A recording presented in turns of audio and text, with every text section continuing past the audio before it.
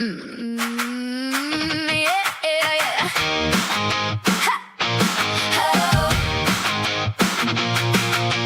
lives below the floor in his mama's basement den. Paper plates, cold pizza, and a game console again.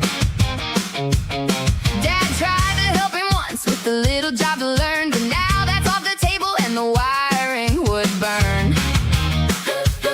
He's got that tiny glare like a bad idea in shoes. Every time a woman shines, he picks a fight to lose.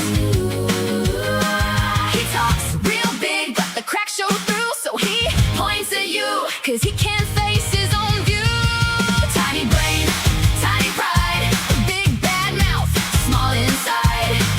Tiny brain, tiny pride, you can't hide what's wrecked inside. He can't hide, he throws his shade, then slips on his own lie. Tiny brain, tiny pride, and everybody sees why. If she's sharp, he gets loud. If she's strong, he gets mean. If she's got a little charm, he calls it acting mean.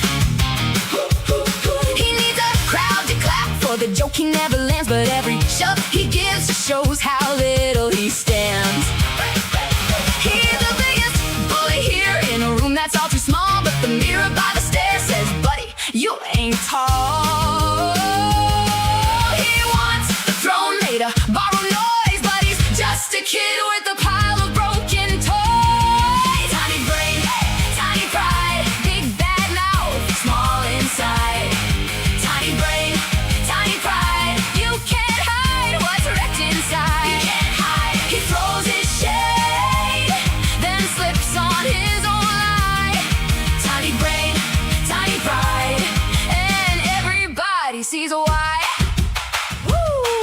No new daddy's fix, no basement crown, just empty brag and a constant frown. He swings at her, she stands her ground, and every time he screams, he gets smaller now. Tiny brain, tiny pride, big bad mouth, small inside.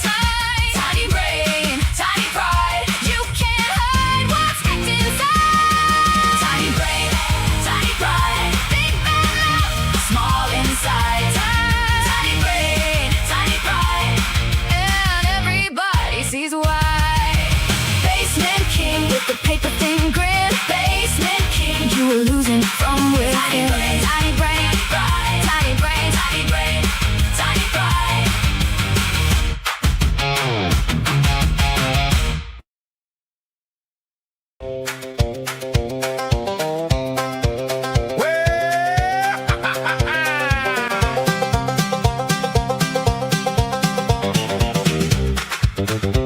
Well, I met Professor Dan down at the county store.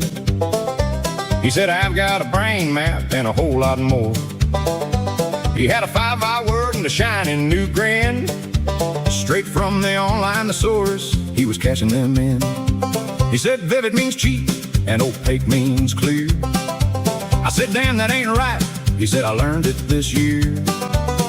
He talked so slick, you'd swear he knew the town, till you listen real close and the meaning fell down.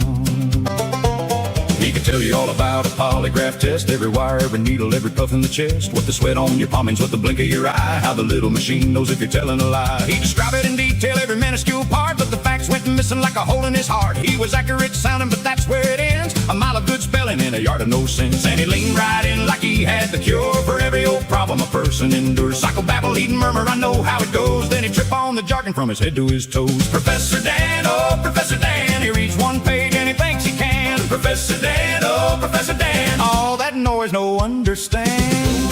Oh, Professor Dan, Professor Dan. He's an expert on hounds and the scent in the air, on police line chalk and a flashlight glare, on search and rescue where the mud runs deep, on the way a lost soul breaks and the secret won't keep. He'll talk addiction, trauma, ADHD, like every psychiatrist calls him up for free. Doc, what's your advice? He'll say with a grin, then he'll answer himself before the truth gets in. Professor Dan, oh Professor Dan, he reads one page and he thinks he can. Professor Dan, oh Professor Dan, all that noise no understand. Oh, Professor Dan, oh, Professor Dan. Well, he's got every answer in a digital little pile, but the more he explains it, the less it feels like he's got confidence, sure, and a dazzling pose, but he's mixing up wisdom with the words he chose.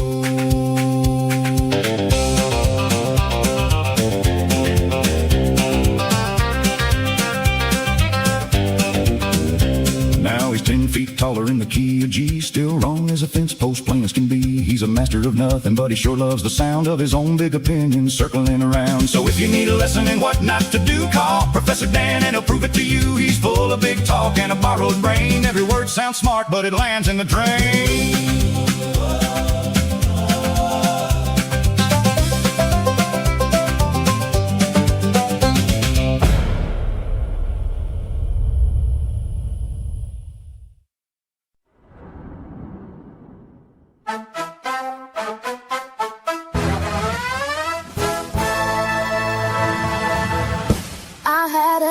Of wine and poured another. Told the bad boy come right over. Left both doors open wide. He said you best be armed, I'm coming inside. I grabbed my QQ and some Merlot. Called my husband, said here we go. Message detectives on my phone. The bad guys coming, I'm not alone. They're chasing me down the road, doing 140 in my Mercedes load. Call 911 but they're too slow. Gotta reach the cops before they know.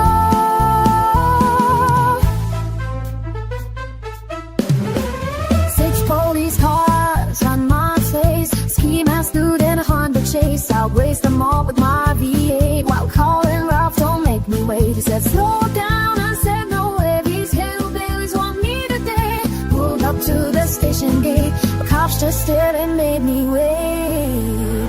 They're chasing me down the road, doing 140 in my Mercedes load. Called 911 but they're too slow. Gotta reach the cops before they know.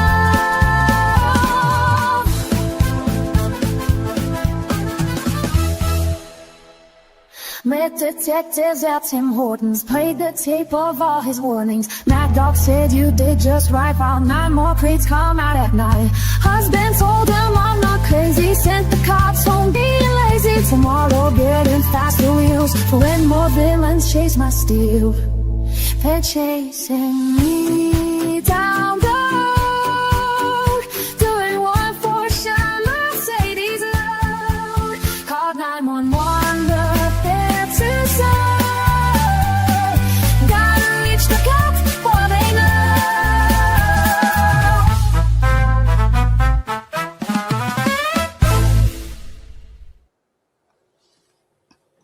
Welcome in, everyone. Sorry for the late start. A bit of a sleep in this morning. I hadn't intended to do that. It was another one of those situations where I woke up early enough and Mouse decided to have a snuggle and I fell asleep, and then I woke up and it was like 5 minutes to 10. So I kind of, ended up a little bit late. But anyway, so just thought I'd start with this. Just a quick reminder that tomorrow is Maddie Monday. High tea was fantastic. Thank you, Teresa. Malden is the cutest little town on the planet. It's very historic. Apparently now this is a weird title to have, but apparently it's the most original town in Victoria, which basically means that you go down the high street, which is like a block, and there's no new buildings. It's just all I've got a few photos up here for people. Thing I loved most was the storefront with the old Bushels sign painted on it. But it's just very, very typical country Victoria. Gorgeous old buildings, old sign in the middle of the road. And there was like a Christmas shop and there was a lolly shop. and I had to buy myself a sherbet fountain because I haven't had one of them in years. And then high tea was, the Christmas shop has got a letterbox out the front for letters to Santa, which I thought was too cute. And then high tea, this was after they brought out scones that were, I would say, as big as my fist, but they were bigger than my fist. So this was high tea. I ended up having one of those little chocolate mug cake things for breakfast this morning. And then they brought me out a cupcake at the end with a candle on it. The sherbet fountains, I think they were about $3 or something. I was disappointed that they're not still in the cardboard bit. They're in plastic now. But, maybe I can just sit one up on the desk once I finish it. It was a family tradition for us. We used to, there was an old town where, well, not where we used to live. It was about a half-hour drive from where we used to live growing up. And we used to go there once or twice a year in school holidays, and we were allowed to get any lollies we wanted, and my sister and I always got the sherbet fountains. So I thought it was quite fitting to buy myself and my sister a sherbet fountain each. So, yeah, no, that was pretty awesome. Absolutely lovely time. I'd do it again. I don't know, the cost of high teas, whether that's justifiable, but it was great. So, yeah, just a reminder that tomorrow is Maddie Monday, or if you're in Australia, it's Tuesday, but I like to call it Maddie Mondays. So hopefully people will join me for that. Oh, it was also very, very yummy. More than we could possibly eat. I mean, the scones alone would have been enough for me. They were so fluffy, like I ended up having to go and wash my hands before I could have anything else because my hands were so sticky because I couldn't hold the scones. So I should probably say hello to everyone. So hi, Bonza, Ariel, Camilla, I know you're in here somewhere. Charlotte, Teresa, who have I missed? Deborah. Other people have probably given up in disgust and gone, yeah, we're not waiting around. Danielle, welcome in. Rita, Brookie, Hugging Demons, Ernestine, Fred, Maggie May. I'm not sure if I've missed anyone here. Oh, Teresa, of course. I probably already said hi to you. So much in the chat already. Welcome in, Just a Clapping Seal. Welcome in, BTTV. And I need to put comments on stage. Okay, get that out of the way. So, Deborah, your birthday's on the 28th. Yeah, see, I'll be 21 tomorrow too. I'll just stick with 21. That works for me. Now, I've got a string of clips from, you've never heard of a sherbet fountain? They used to be in a tube of cardboard, but now they're in a tube of plastic, which I think is just sacrilege for anyone who used to have them as a child. It is a tube of, well, a plastic tube now, but I'll just go with the tube of cardboard. It's a tube that's full of sherbet, like chockers with sherbet, and then it's got a stick of licorice that's kind of sealed in the top of it, and you open it up and you use the licorice to eat the sherbet, and then you eat the licorice afterwards. So it is like, yeah, super yum. Oh, yeah. That's a bummer. Yeah, we grew up on one of my favourite things as a kid. So I'd be devastated if I couldn't have them. But yeah. Oh yeah, and that's the thing. It was the best sherbet. It's nothing else compares with the sherbet fountain kind of sherbet. Although there used to be those little things for a while that were they were in paper packaging, and you had one side of the paper packaging was sherbet and the other side you ripped it open and it had a little candy stick that you would dip in. They weren't too bad, but they just didn't compare. Thank you, Ernestine. So tomorrow's my actual birthday, but yeah. Yeah, you can buy them in the British sweets shops in Canada. That makes sense. I was there's some British sweets that I love that are it's like a peppermint slab type thing. But they're really hard to find. Oh yeah, I think that's what I'm thinking of. 3 different flavors and then you dip the stick in. Cool, yeah. What's a lolly? Oh. A lolly is what we call a candy. So in Australia, what you guys call candies, we call lollies. Sorry. No, not a lollipop. That's something else again. That's it. Let me write that down because I've got to see if I can find them anywhere. Thank you. Kendall mint cake. That's what it is. I've got to try and find it. Hi, Angelina. Welcome in. Yeah, no, we call lollipops, but any sort of candy, any sort of sugary sweet that, it's a lolly. So, yeah, you guys call it candy.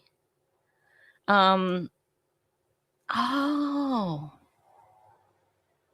about 20 miles from where you grew up.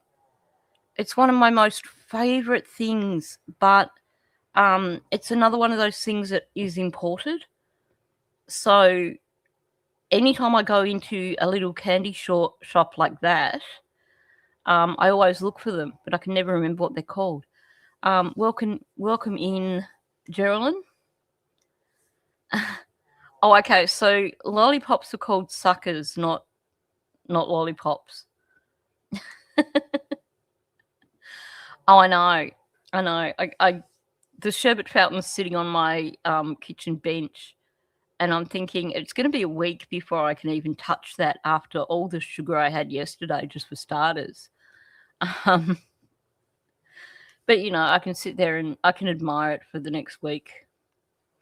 Anyway, let's get on with this. I have a short clip first of 3 of Daniel's interviews. And you'll see why in just a moment.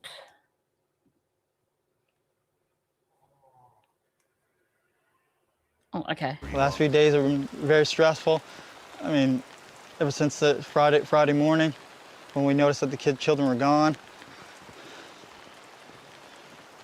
Immediately jumped in the vehicle, surveyed all the areas, many dirt roads, many culverts as I could, and waited for the police to get there. Yeah, Lucky Dips, that's the ones. I'm out here still searching, still fighting to try to find them.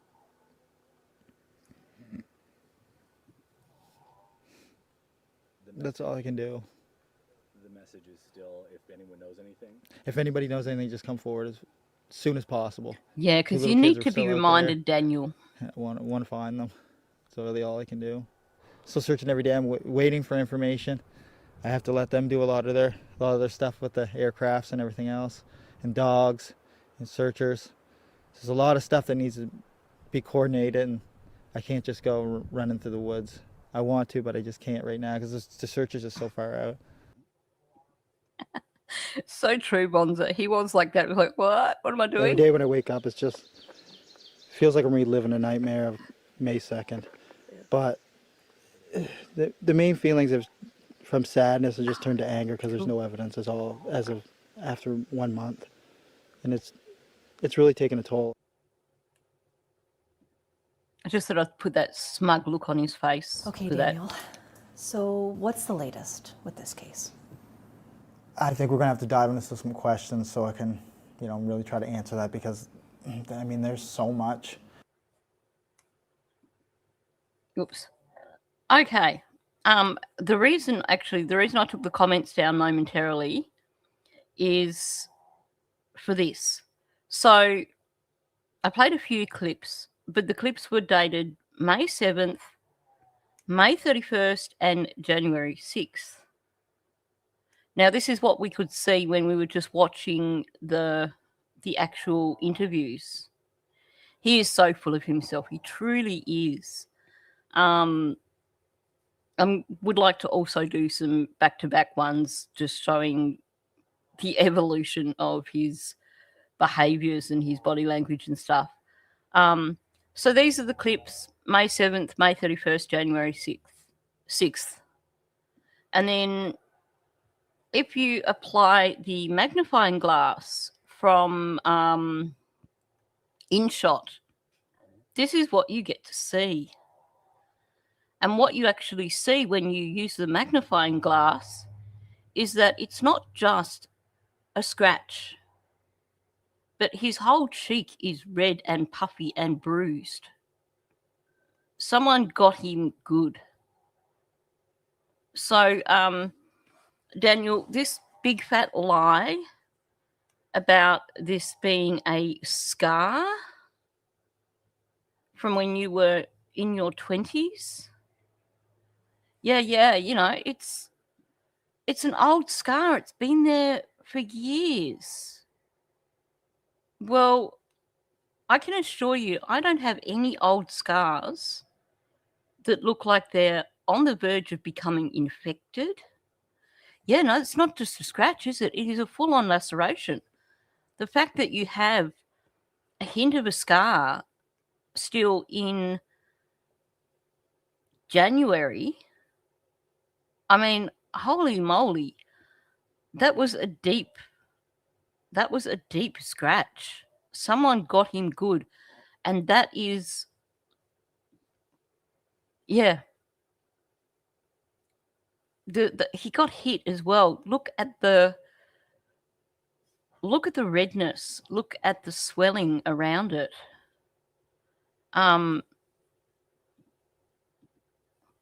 It should. He's lucky that didn't get really, really infected. Because when you look at how red it is, when you look around the edges,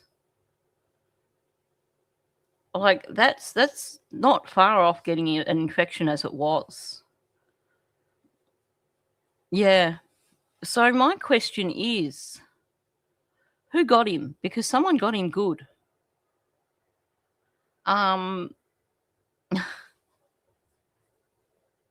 Yeah, he didn't think that through very much, did he? He was so busy wanting to hide his guilt that it didn't occur to him to say, I got it running through the woods. Except even that wouldn't fly because of the amount of swelling on his face.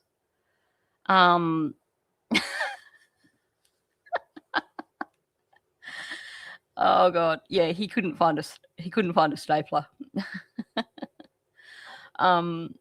Welcoming Call J as well. It is a massive gouge. Yeah, you could be right. It could have been done with a ringed hand. But, I think this proves once and for all that,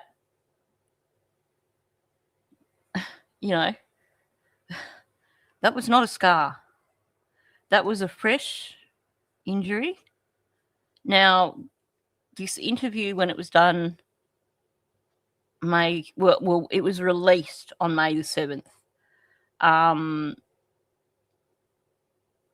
So, when it was actually recorded, I don't know.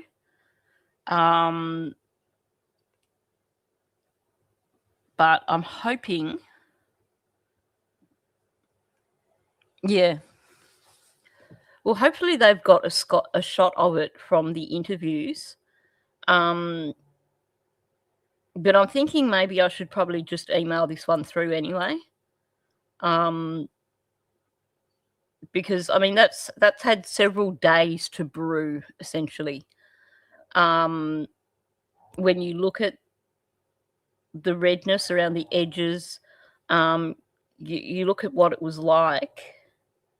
That's a few days in, definitely. So that would certainly fit with when the children went missing.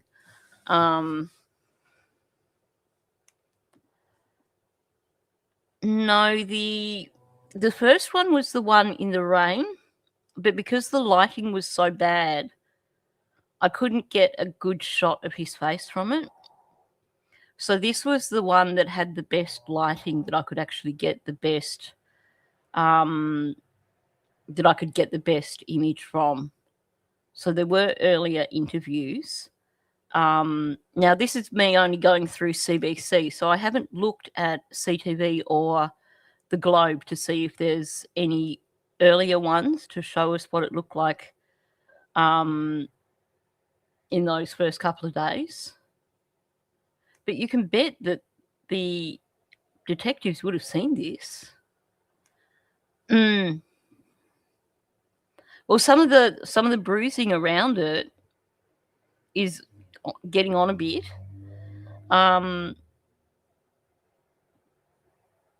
Yeah, it definitely looks like it should have had antibiotics. That's really deep, and it looks like it is, just at that point where it could have become quite infected. That swelling around his face, that must have hurt like hell. I reckon the reason that he was so absent on Friday and Saturday was because he didn't want detectives to see his face. Maybe this is why they got major crimes in so quickly. Because something went down. Yeah. Never realised Daniel and maybe it was a fight between Daniel and Justin over Malaya, or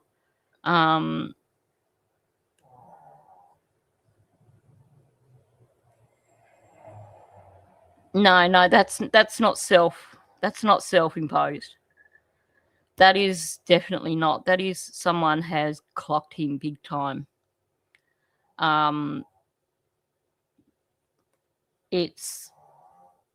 There's no way that's self-imposed. That is, someone has got him good with that. You just have to look at the redness around it, the swelling, the bruising. Yeah.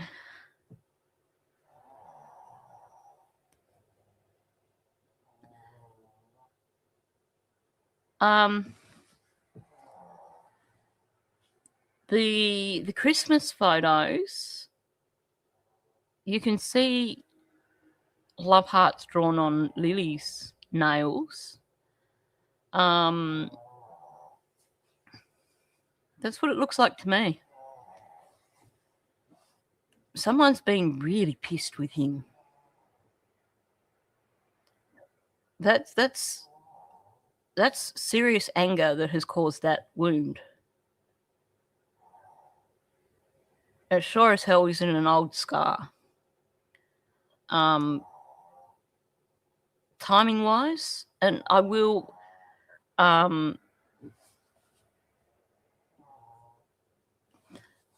think someone suggested it could have been from a ring, and that could well be. Welcome in, butterflies. even one of the kids, if it was a fingernail, it would be different, wouldn't it?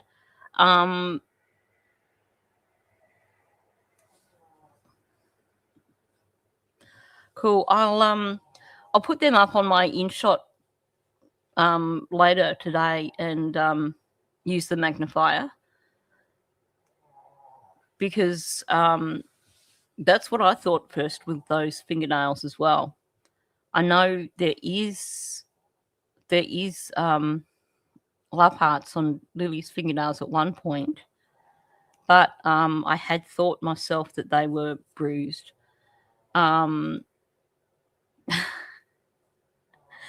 Maybe he got hit in the face by a Tonka truck. Yep. That's kind of what I'm thinking, that it was probably a ring. Does Malaya put her hands up at all? No,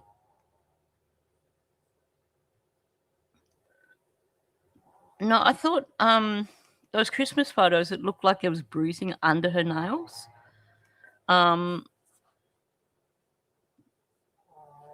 Yeah. That's kind of what I'm thinking, that's probably come from a ring, which would put it back to Malaya. Yeah, Maggie May, I'll definitely do the magnifying glass thing with that later today. Malaya has tons of tattoos on her hands, but does not wear rings.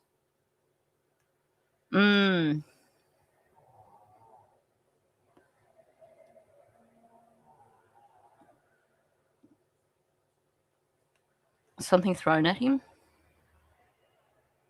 Could have been done with something. Someone might have grabbed something out of defense.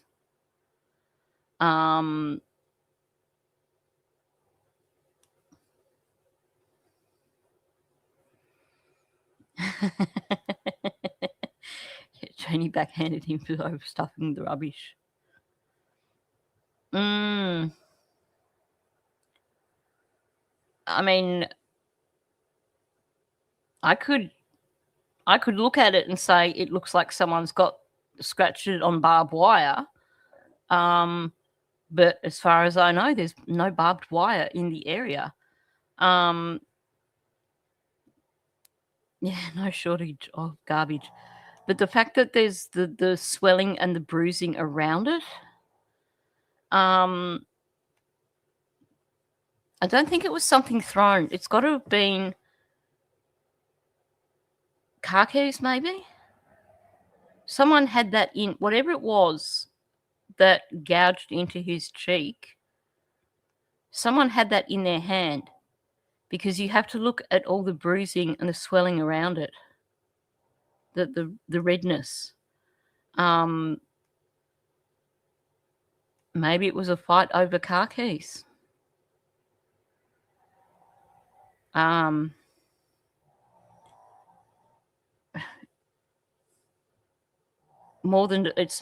got to be more than a tree branch, because a tree branch would just scratch. The cut goes from top to bottom by the looks of it. If you look closely,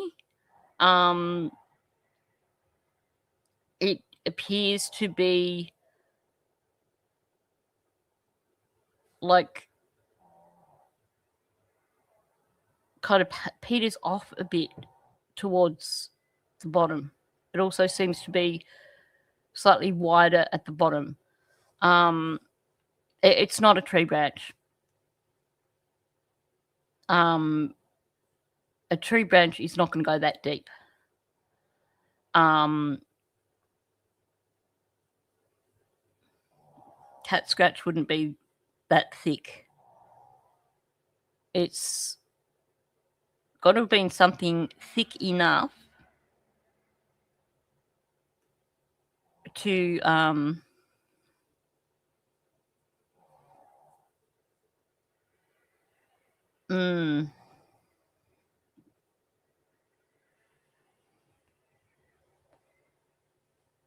cupboard handle came off my hand and you spilled your ex's gin accidentally. You were packing, leaving, and the cupboard handle came off in your hand, and you angrily threw it at him. I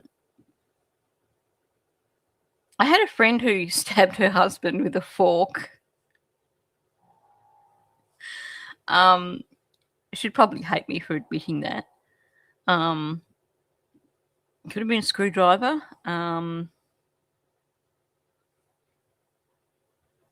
It's curious. I would like to know how you got that, Daniel. Oh, I'd imagine. I'm wondering if it's connected with the story of having to wrench the door open and a bit of metal came out. I hope that RCMP took that. Oh yeah. Huh. Is that why he wants to see the Dollarama camera to see if it shows that the scratch isn't there yet? No,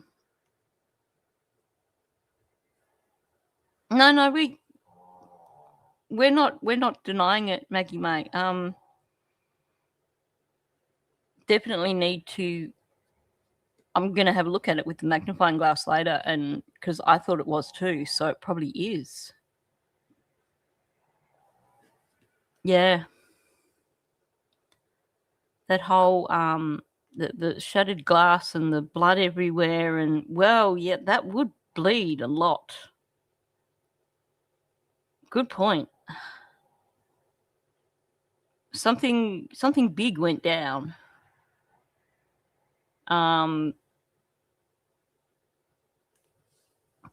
The shattered glass story, he did it with Charmaine.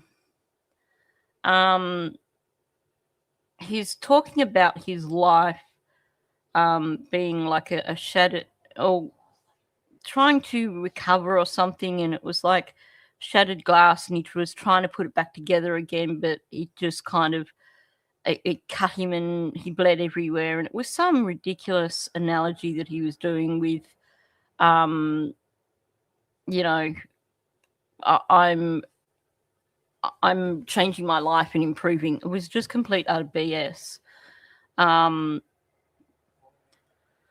Could have been mirror. Well, see, that's what I'm wondering. If he's saying that people are, this whole story of there was a fight over Malaya's phone or something. I mean, we've got him saying something about a fight over Malaya wanting to call 911. You have Malaya telling people that he would hold her down and take her phone. You have him talking about when he went out in the car, he grabbed the keys. He grabbed his keys because there's two sets of keys, right? Which to me, and I had said when I heard that it sounded to me like he'd taken two sets of keys with him.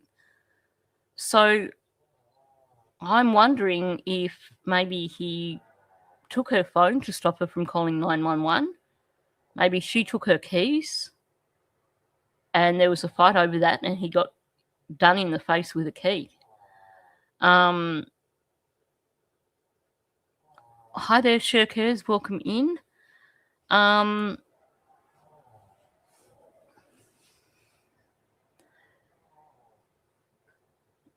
Well, the shattered mirror could well be. He came up with this BS story about Malaya riding on the mirror before she left as well. So I'm curious. I'm very curious. Well, it certainly makes you wonder if this timeline thing that I found yesterday in Sunny's live stream, if that's correct, where he's getting his timeline jumbled and he's talking about Malaya wanting to call 911 on Thursday night, well, if he was trying to prevent her from calling 911, and Janie was doing the whole, what happens in the trailer, that's none of my business.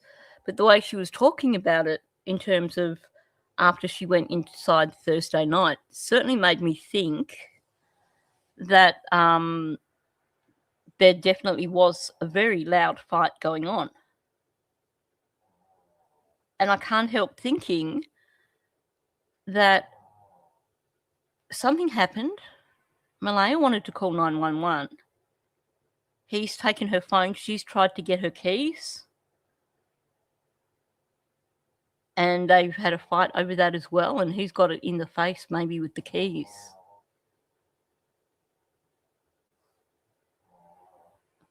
Thank you for the jewels. Very much appreciated.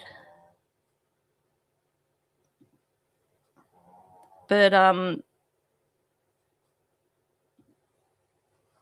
there's too many things here that point towards Thursday night and point towards a massive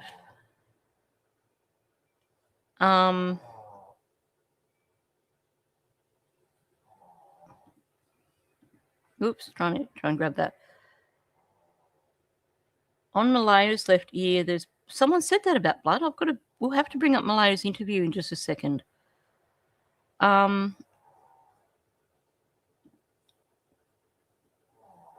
Too true. That's probably why they asked her if she feels safe. Thank you, Cher, very much. Yeah,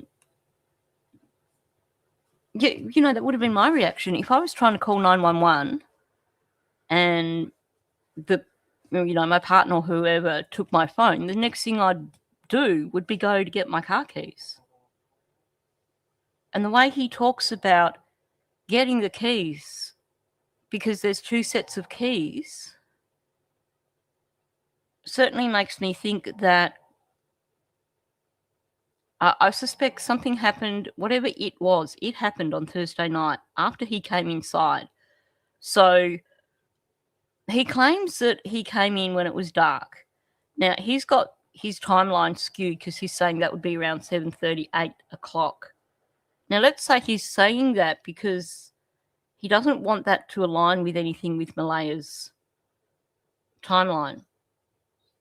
Because Malaya's first story was that she put the kids to bed at 9, and then she changed it to 10. And then she just didn't know.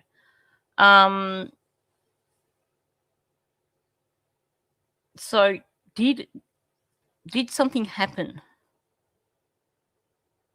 after dark, after he came in? Something happened to the children. It happened after dark on Thursday night. There's been some sort of fight between them. When she's sitting on the step in the unlisted video I did months ago. Oh, right. I know the image you mean. Hang on. I'm just going to put Superman Dan on while I see. I know exactly what you mean, Bonza. Hang on, let me have a look, and I'll just quickly look here first while I'm talking. The close-up of her sitting on the step. Now, I must have, because she wears a lot of earrings.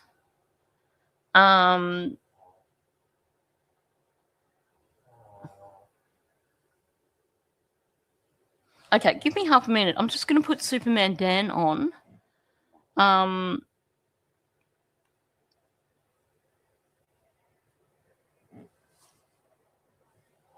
No, it's too deep for a branch, and you wouldn't have all the swelling. Okay, just bear with me for a minute. Where is that? I'm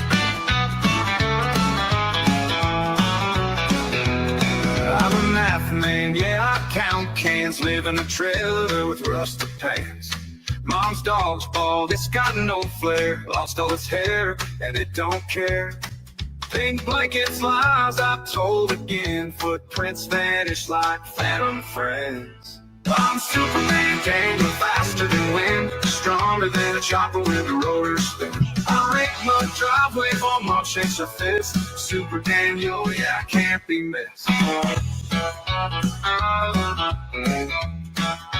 I like this one better, I think. Not allowed on Mama's ATV. She says I drive it recklessly.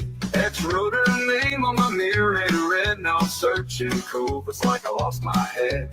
Dirt roads, rivers, waist high deep. Virginia slims, I puff and leap. I'm Superman, Daniel, faster than wind, stronger than a chopper when the rotors spin. I rake my driveway for Mom shakes her fist. Super Daniel, yeah, I can't be missed. No load on Mama's ATV. She says I drive it recklessly. X wrote her name on my mirror in red. Now I'm searching coverts like I lost my head. Dirt roads, rivers, waist high deep. Virginia slims, I puff and leap. I'm Superman, Daniel, arrogant and bold, strutting pop lines in the cold. Work one day a week at the sawmill grind. Super Daniel, yeah, I own my time. I'm Superman, Daniel, arrogant and bold, strutting pop lines in the cold. Work one day a week at the sawmill grind. Super Daniel, yeah, I own my time. Even with me running through the woods over the head of the helicopters and head of the drones and stuff like that. That's a good one. Okay, I've just brought some photos. Oh, sorry about that. Okay, hang on. Welcome in, Gaspagar. Okay, I probably need to delete some of the ones that I've already used, or it'll tell me I've got too many things in studio. Hang on. I'll just get rid of this stuff. I think I might have to put her interview on as well. Because okay, I'll put that one up first. Sorry, these are just straight off my... Okay, let me see.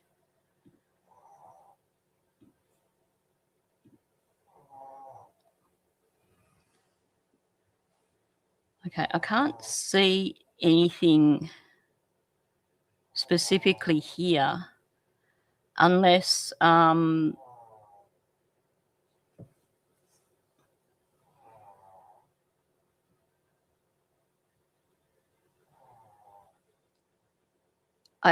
not sure where the video is. There's nothing here that I can see on her face there. The top of the ear, above the sleeper. Hang on, let me take that off for a minute. I think this is another one I'd probably have to go over it. So you think the top piercing is gone? Or you think there's blood around the top piercing?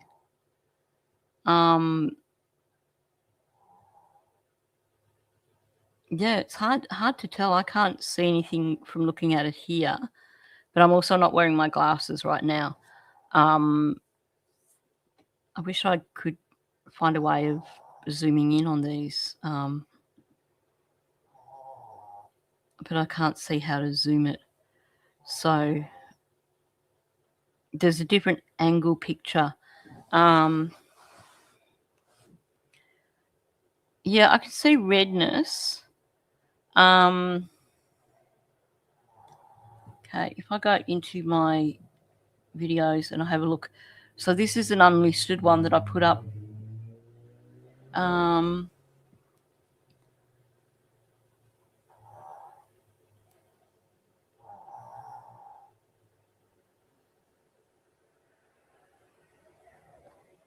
I'll have to look for it after the live stream because I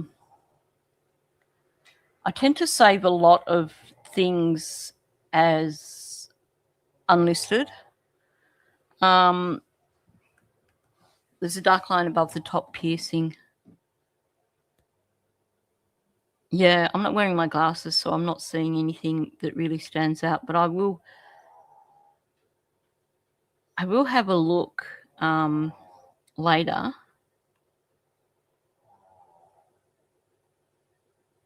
See, I can't see that because I'm too blind. The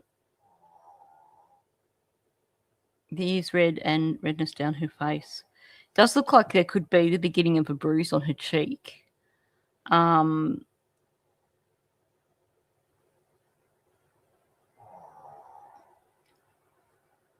do we see on this one? Can't see anything on this one. Yeah, possibly around the upper rim of her ear, definitely. Although, would a sleeper make that much damage? Yeah, she's puffy from crying. Also, I'm not sure what you call it at the not on the actual earlobe, but the bit at the front of the ear. It looks like something used to be there, and the skin's kind of ripped a bit. Oh, babies do. Babies have no concept of the amount of pain they can cause from just kind of grabbing earrings like that. Yeah, I think I need to go through. I'll find this particular part of the interview.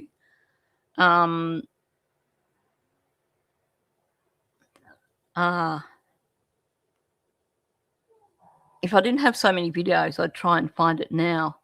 But I've got countless unlisted videos on my channel. So I will definitely, unless it was a members only one. Although if it was a members only, that could also make it hard to find. Because I know exactly the one you're meaning. Okay, if I do a search while I'm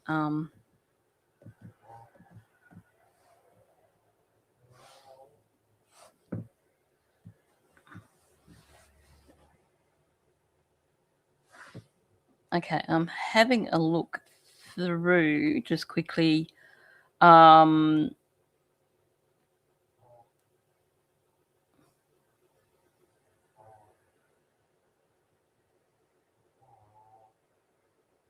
Yeah, no, I'll have to look for it later.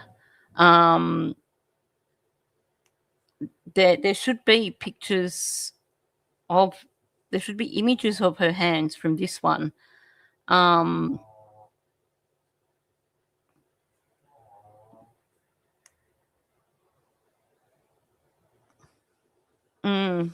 It could be inflamed.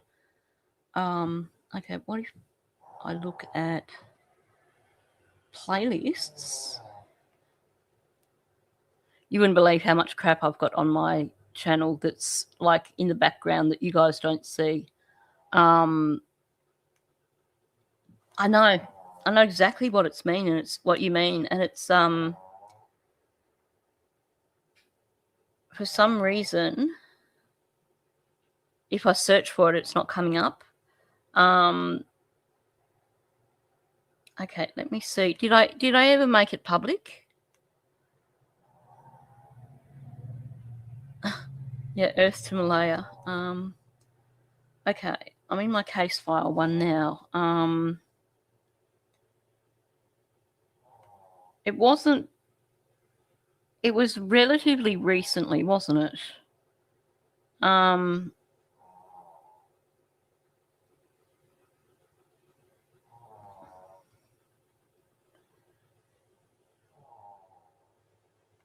Dang it. No, I can't.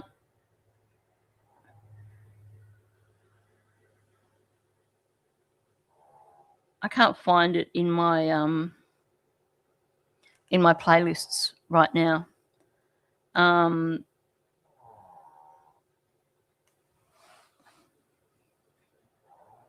You posted her hands on the community chat.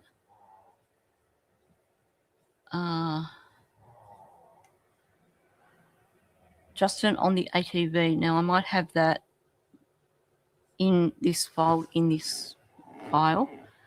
Let me see. Hang on, I need to look on my MacBook for that. I mean, on my iPad for that.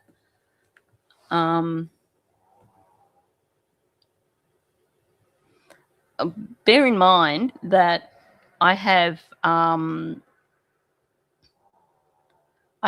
a Google Drive with so much in it.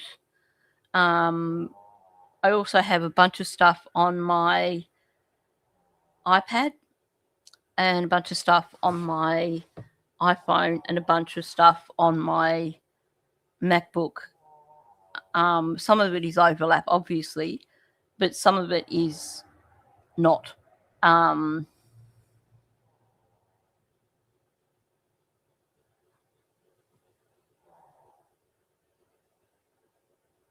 No, I have to make this my homework for today. I'll have to make it homework because that image too, I'd have to go through my Google Drive to pull up that image as well. Yeah, there's a lot going on there in her mind right now.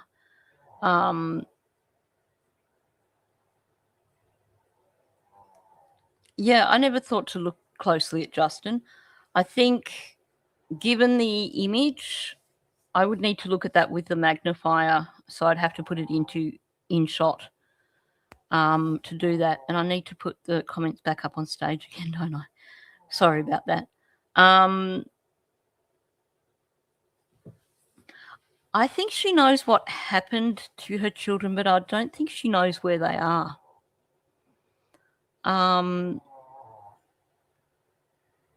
But I definitely gonna have a look today. See, I'll look at that interview that wasn't included in the original one.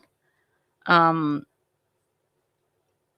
yeah, that's right there, Daniel. That's your what's the word?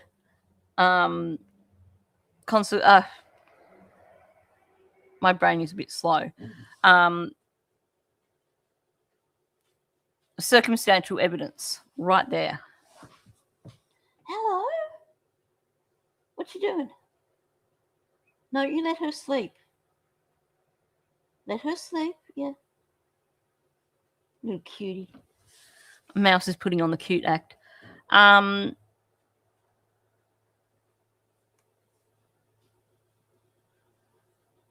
Okay. Yeah, it does look like that. There's a lot going on there. She does look like her whole world has crumbled. And did I say welcome in, Captain Justice?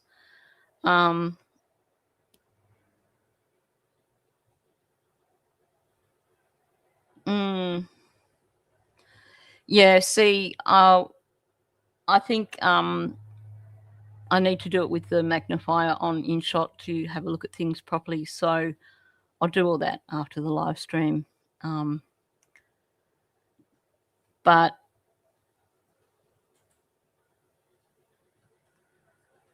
this is not someone whose kids are missing. This is someone whose kids are gone, in my opinion.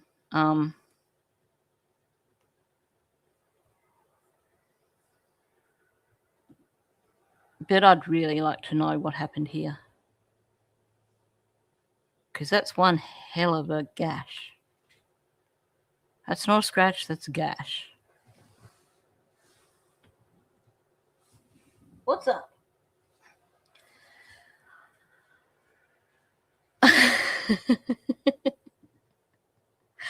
I know. Oh my gosh. And I think that's probably why I got the super snuggle this morning. So I'm going to dob Mouse in. The other day after my live stream, I didn't feel like cooking. So I went out to the bakery and bought lunch. And then because the bakery was already headed in the direction of Eagle Hawk, which is out the back of Bendigo, I thought I'd just go check out a few stores. No, don't start. So I was gone for probably an hour or more. And when I got home, Mouse had destroyed my bedsheet, which I was like, okay, you're telling me you're annoyed because I went out and left you. So because I knew I was going to be out yesterday, I was like, well, okay, there's a massive rip in the bed sheet, but I'm just going to leave it on my bed because if I change it, thanks to him, I'm down to 2 bed sheets now anyway. And I thought if I change it, he's just going to rip the next one. So I just left the ripped bed sheet on my bed as, you know, a sacrifice for yesterday. And I got home and I went to check just before going to bed to see. I thought, okay, I've got to go and swap over my bed sheets. And I have a bull clip that has index cards, holding index cards, and it has sticky notes on the front, also held on by the bull clip. He'd gotten hold of that somehow. He had turned the sticky notes into confetti on my bed and chewed all the corners of the index cards. And this is like my Casefile index cards. So apparently he was done with the bed sheet. But oh yeah. Good point. Just let me jot that down too. Because I've got all these pictures in my Google Drive.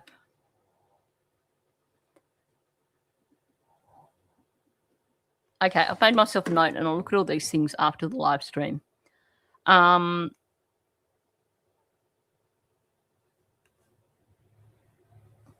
Yeah,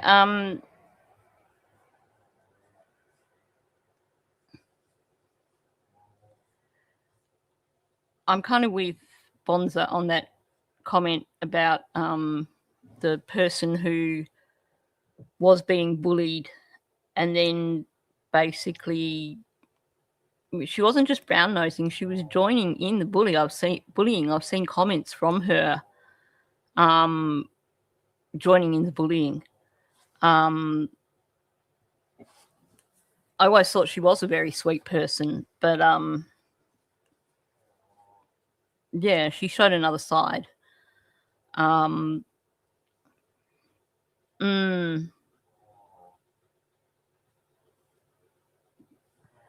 Yeah, my bedroom has a door. I've also got a little a children's gate on my bedroom door. But my old dog Taka, when I go out, it's her thing that she has to go into my bedroom. It's like where she wants to be in my bedroom when I'm not home. So it's like a catch-22. I can shut them out to keep Mouse out, but then Taka and Amira the moment I walk out the door, they go into my bedroom and they stay in my bedroom till I get home. So it's a, catch-22, I guess.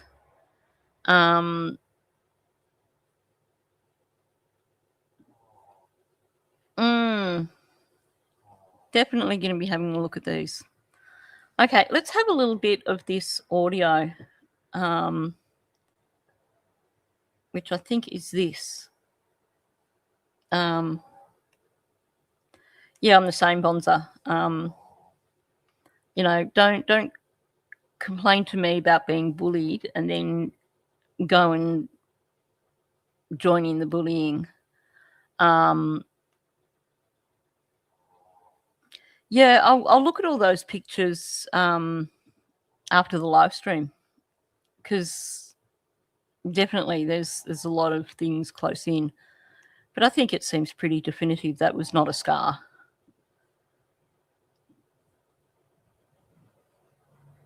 Oh, whoops, wrong thing. That's not what I want. Went out shopping and all that stuff, right? When you guys went to Acropole and did all that stuff that day and whatever. Okay, and then you guys get home, say, well, the Google says 3:12, so I think it is. So I'll use that time. So you came home. Your mom was outside, or she came outside because you guys just arrived home?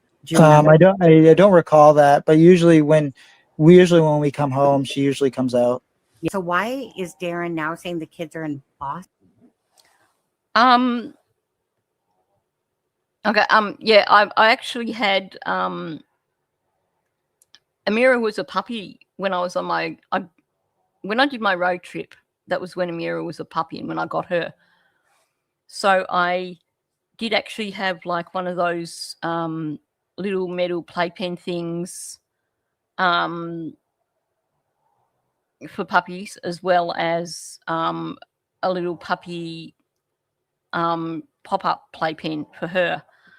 I hadn't thought about something like that for Mouse. Like, I've still got her little puppy playpen that he could go into when I'm not home, which, good thought. Now,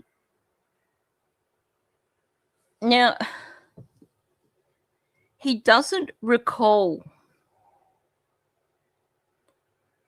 Janie coming out when they got home. Does that clash with something else Daniel has told us?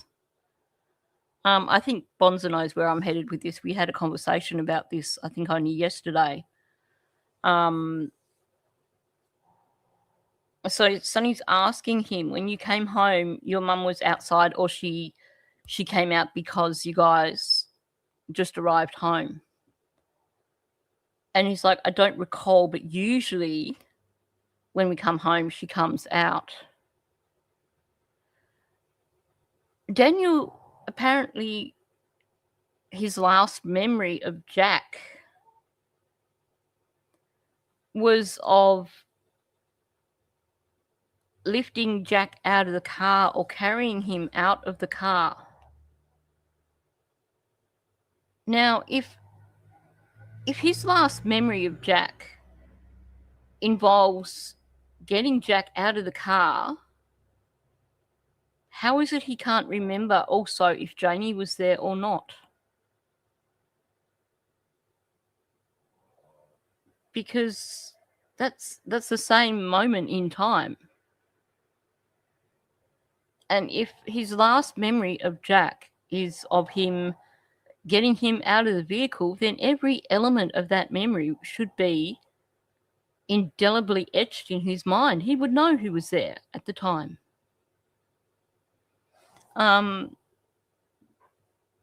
Yeah.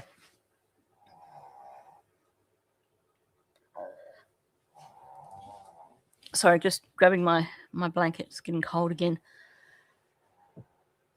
That's actually inaccurate. I know that's something that was claimed, that she rang Cindy when they were getting takeaway. But if you look at the documents, they basically had everything based on her Google Maps. So that proves that actually the phone call to Cindy was when they were home. So why Daniel is claiming that she rang Cindy when they got takeaway, maybe there was a missed call or something. But it seems like between Daniel and other individuals, that whole part of the timeline is getting confused and muddied up. I know, please explain, why did he need to carry a 4-year-old out? Bear in mind too, compare that with Candace Wells, and when they got home, Summer just jumped out of the car.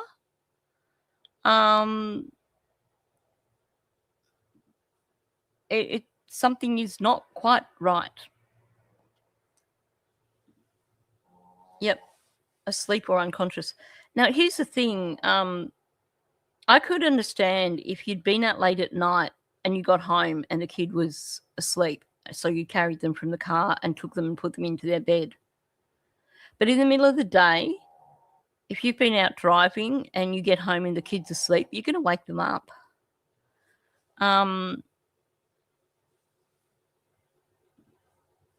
Yeah. Too many lies.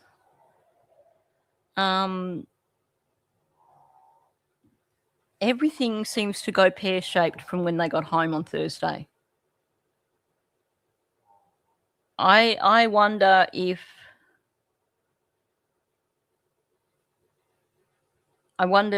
the fight started in the car on the way home.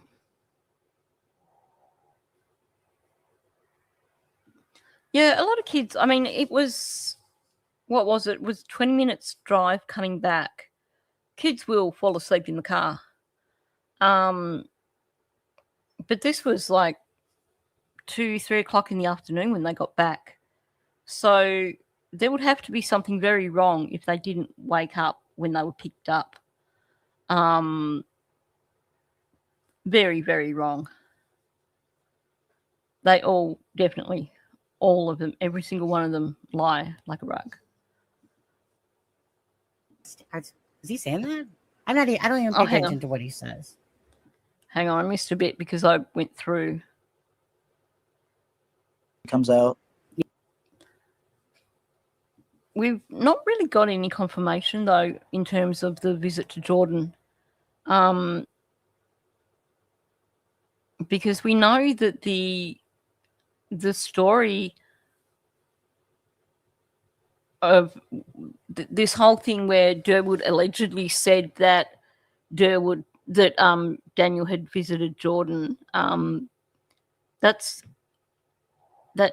didn't happen. Like that never existed, that audio. I went through the stuff on Dolly's Vision and it never happened. Like this transcript that someone has created claiming this is what Durwood said is a fake transcript, which makes you question if the message from the neighbour is also fake. So I'm not putting a lot of stock in them actually seeing Jordan on the Thursday. There's nothing solid that I can attach to that.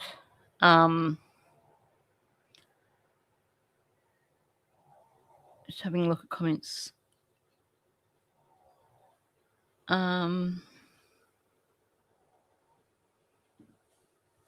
Yeah. And that could lead to behaviour issues when they got home. It could also lead to, if they've been in the car and Malaya and Daniel have been fighting in the car heading home, and then the kids have been outside and they've been out too long and Daniel's yelling at them to get inside, they could have definitely been too scared to go inside.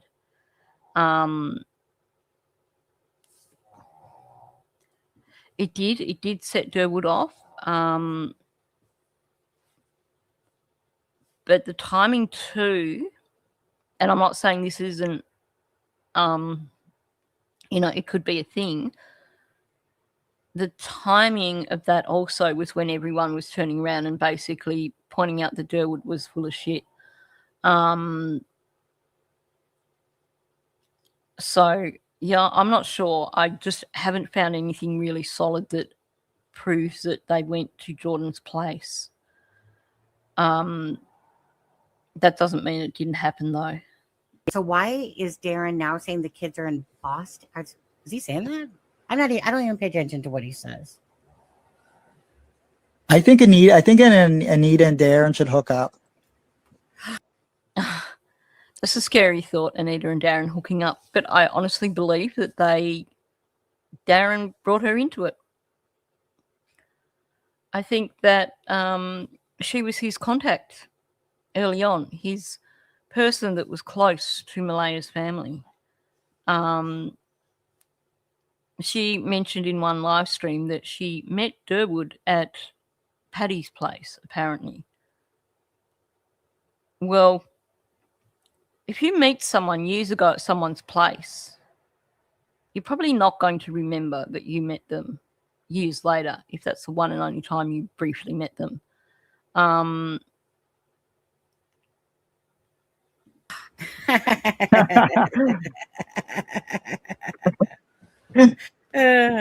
No, imagine the stories they could formulate and, manufacture together.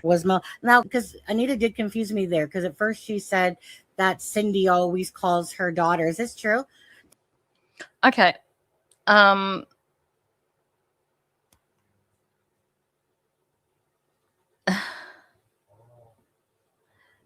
Thanks for coming in, Maggie May.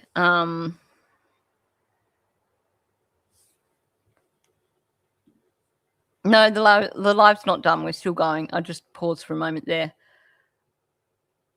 This tariff stuff is... I hate seeing this divide now between the US and Canada and Australia, because it shouldn't be that way.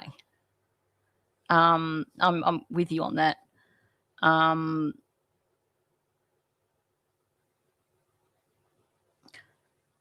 But at the moment, yeah, I'm not going to get into that.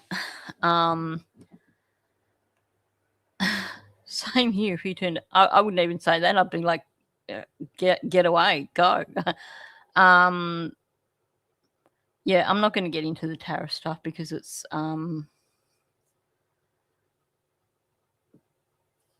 yeah, I know that Australian opinions on what's going on with the American president aren't welcomed.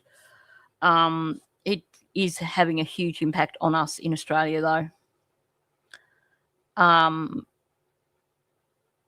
It's having a huge impact on Canadians. But I know there are some people who aren't fans of Canadians or Australians talking about it, even though it is affecting our countries in a major way. Anyway, let's steer clear of that one. Now, I hope that Sonny has kind of figured out the whole Anita thing now. Thank you, Deborah. I very much appreciate you not voting for him. It is one time when I wish I could have had a vote. Anyway,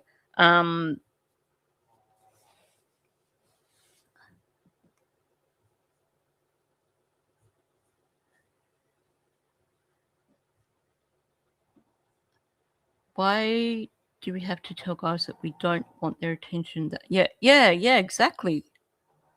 I know.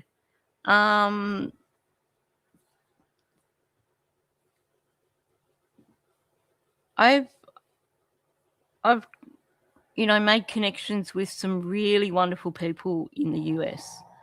And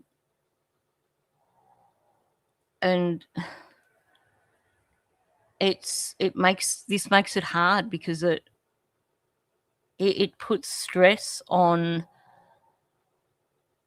you know, relationships between countries. It puts stress on relationships between people from different countries. You know,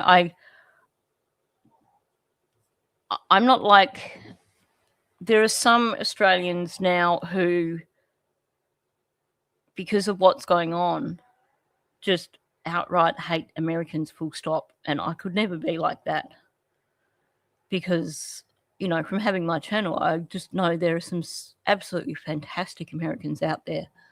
And I think that's what saddens me, that divide that's happening. Welcome in your presence, and Holly Jolly, and anyone else, and Summer Breeze, welcome in, sorry. It's not the way it's meant to be. Anyway, moving on, because yeah, I don't want to get into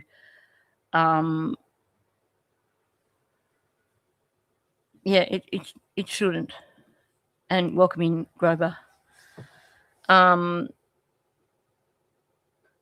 I think I understand people are really battling right now because of what's going on. But it's not people, it's not the people who are behind this. You know, the majority of Australians, the mindset is, we support our American friends. We don't support what's going on, but we support our American friends. But there's that little core group of people who have tiny brains, and they can't actually rationalize things. They can't look at it and say, this is a government thing, not a people thing. I have to say, I was so relieved when I got fuel yesterday and it was under $2. That was the APCO servo though, so I don't know what it's like at the regular servos. Okay, I'm squirreling out again, aren't I? The frustration I had with this discussion between Sunny and Daniel is that at this point in time, this was when Sunny had only just surfaced again, and she hadn't been paying attention to what was going on with Scamneta. And she's giving her a bit of credit, a bit of credence. Yeah, we've got Australians like that too, Charlotte. It's ridiculous. You know, there's this suggestion from Sunny that some of what Anita's saying is legit. And what she doesn't realise is that all Anita has done is listen to content, look at Facebook, and take stories that she's heard and make them her own. But Sunny doesn't seem to get that in this discussion at all. Does Cindy always call her daughter between, I think, 10 to 11? Yeah, and leading up to the disappearance, in the months leading up, it was like 2 or 3 calls a day, 4 calls a day, 5 calls a day. Sometimes leading up to like the month before the disappearance, it'd be 5 or 6 calls a day. And I would always ask Malaya. Yeah. I think she was definitely listening to my channel a lot as well. Because everything she says is coming from somewhere. You can always trace it back to somewhere.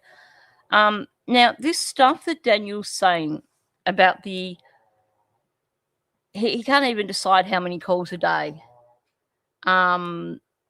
it was like 2 or 3 calls a day or 4 calls a day or 5 calls a day. Or 5 or 6 calls a day.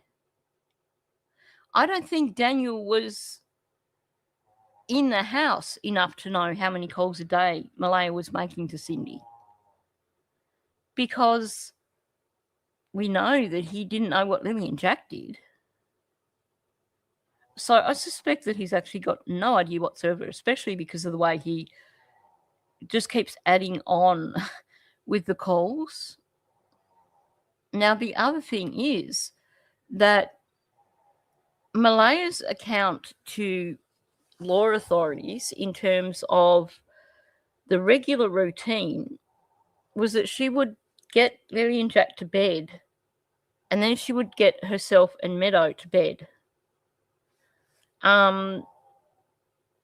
I doubt very much that she would have been making a phone call to her mother at 10 or 11 o'clock at night,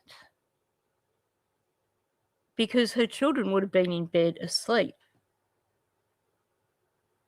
And when you hear when you look at the documents and she's talking about the regular routine, she herself would have been in bed.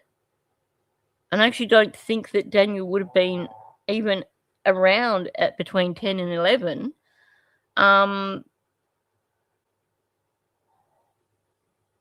Because he would have been off tweaking. Yeah. That works for his narrative. And that's exactly what he's doing. Basically, if she's having 5 or 6 calls a day, then we are supposed to draw from that the conclusion that they were planning this secret abduction.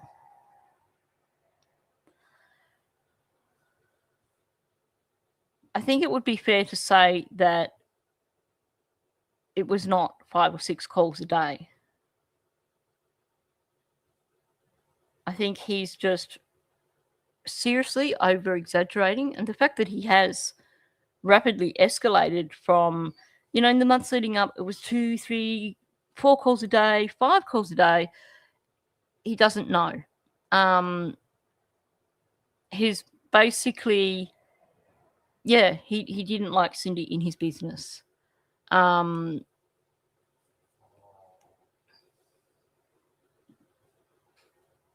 Yeah, I would imagine that, he doesn't really know much about the kids' bedtime routine or anything like that. I would imagine that evenings were his time for getting off his face. Yep. Now we know anywhere from 1 to 100 will do. Yep, he'd probably get stuck on 100 though. Any more than that, and he probably would struggle with the numbers.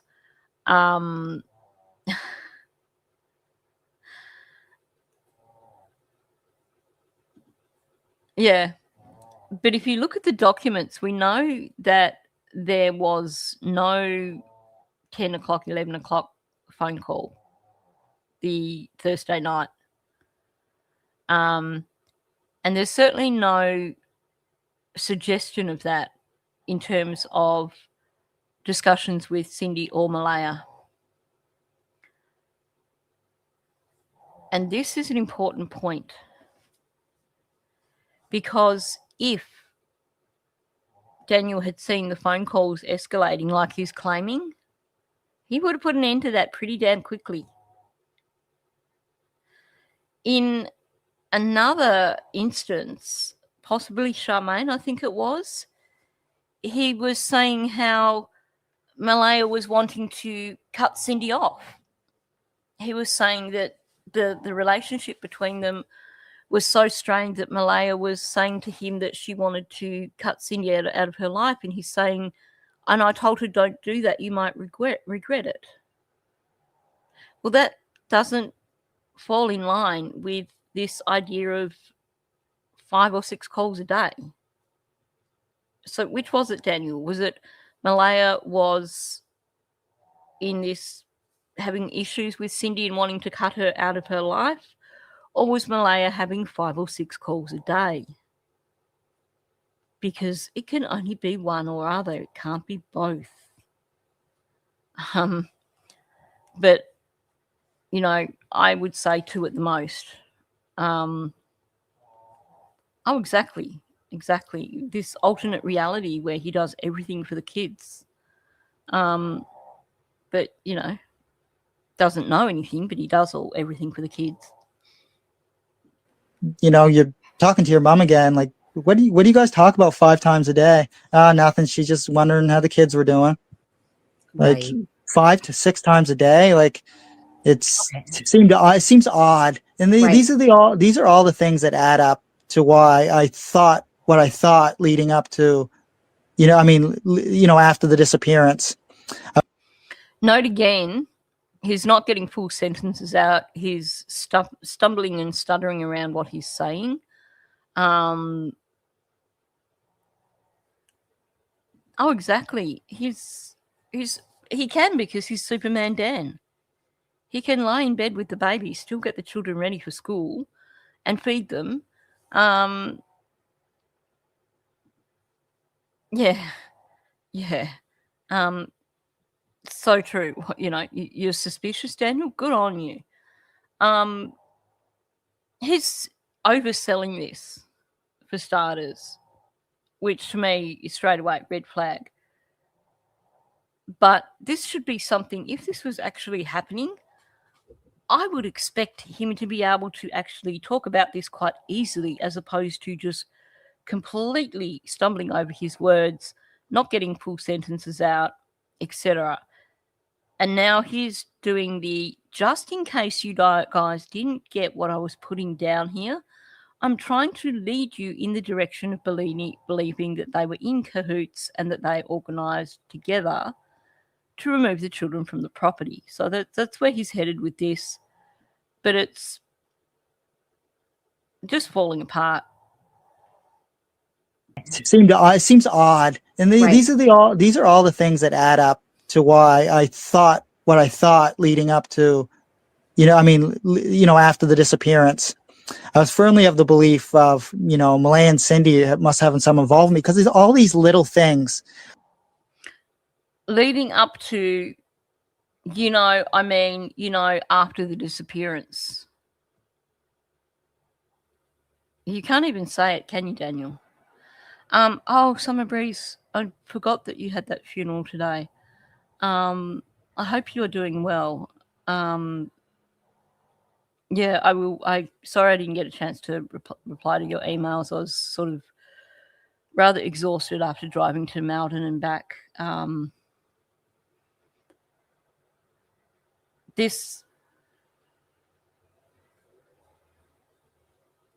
why I thought what I thought.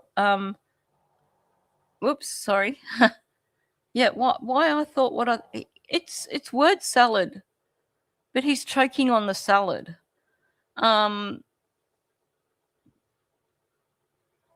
Yeah, he does this so often.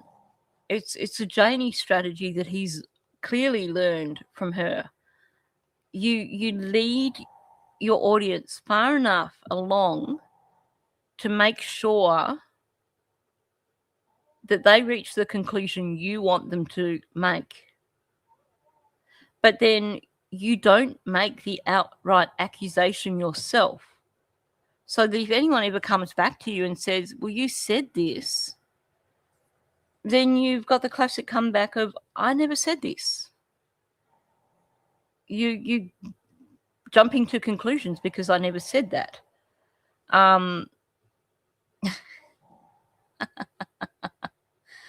Yeah, probably. Speaking of Daniel's pee breaks, he's about to say that he needs another drink because his mouth has gone dry. Needs a bit of a booster, I think. after his word salad. which are kind of like what you consider circumstantial evidence.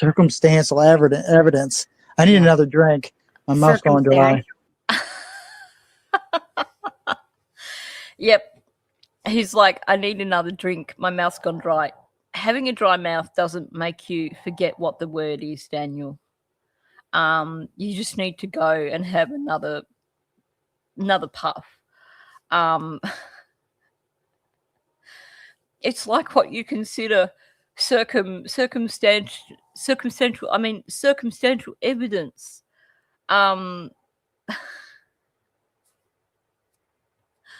Honestly, yeah, exactly. Dry mouth. He's got a dry mouth. He needs to. Yep, he struggled with that one. That was still only 4 syllables, isn't it? Yeah, it's only 4 syllables, but apparently it was a hard one.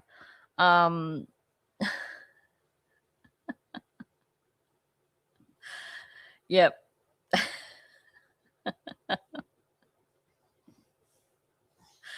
It's a struggle for him. Poor Daniel.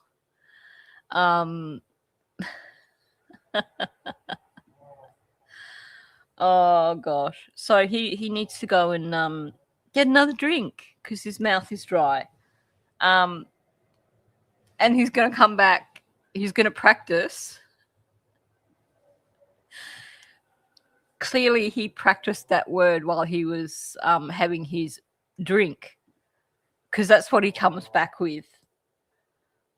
Yeah, circumstantial evidence. It's like all these little things in my mind that always added up, and that's, you know, I didn't talk about a lot of them, right? But there's always these little things that always, you know. Okay, speaking of dry mouth, I should have actually finished my drink after pausing and speaking. Now, circumstantial stuff isn't stuff that's in your mind. So he's kind of just given himself away again in terms of pointing out that this is actually made up BS. Because instead of saying it's all these little things that add up, he doesn't understand what circumstantial evidence is.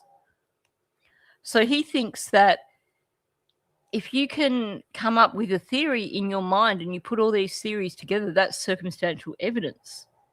No, Daniel.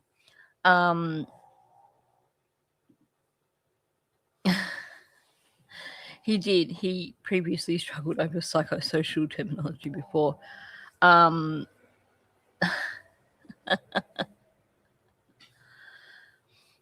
He's had to practice circumstantial, but he really doesn't get it.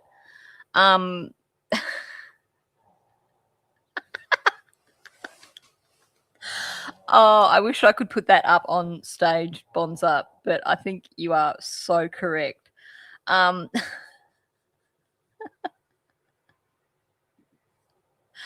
Yep.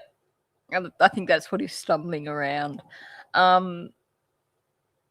But you know, he's got this word, he's got to use it, but he doesn't really understand what it means. But he's basically claiming that this bullshit that he makes up himself is circumstantial evidence. No, Karen. That goes out the window when you're tweaking, I think. But, you know, the fact that he's saying these things add up, these things in his mind add up, he's basically admitting here that all these things that he's throwing in about Malaya are made up stories. And he's claiming they're circumstantial evidence, but he's just got no concept whatsoever. It was probably a safer way of putting up Bonz's comment, a score on that one.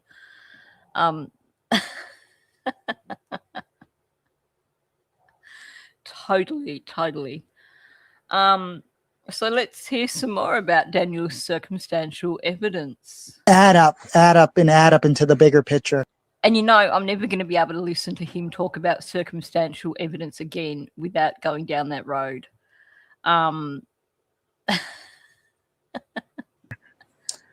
But like none of them are concrete, right? That's not direct evidence or indirect evidence. It's circumstantial. It creates and paints a picture. Oh, dear God. He's got no clue, has he? No clue whatsoever. Oh, thank you for the gifted membership, Mr. Hemi, and congratulations to whoever got it.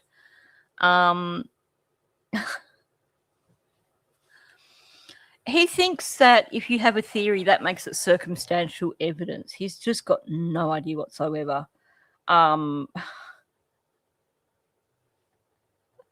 It's not direct evidence or indirect evidence.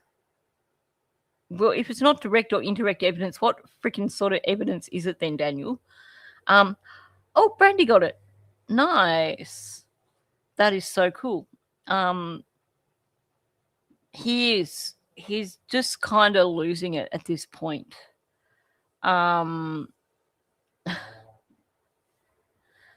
He's got a big word and he wants to use his big word. And he wants to make it sound like he knows what the big word means. But I don't think he does, BTTV.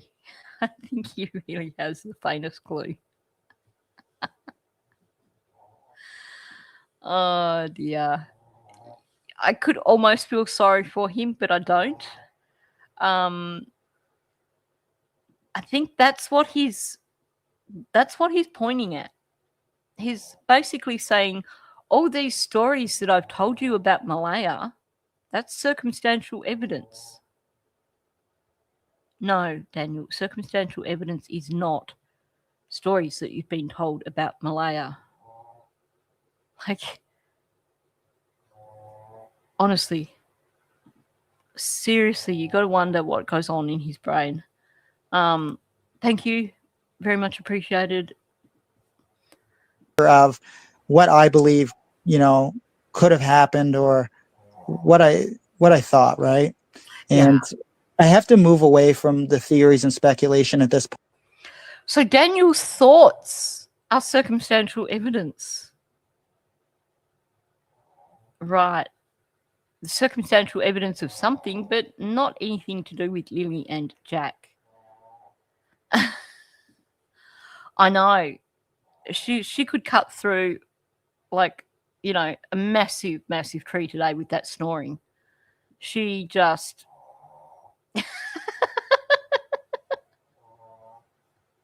she's going to escalate now. I swear she does. She just the snoring just takes off. I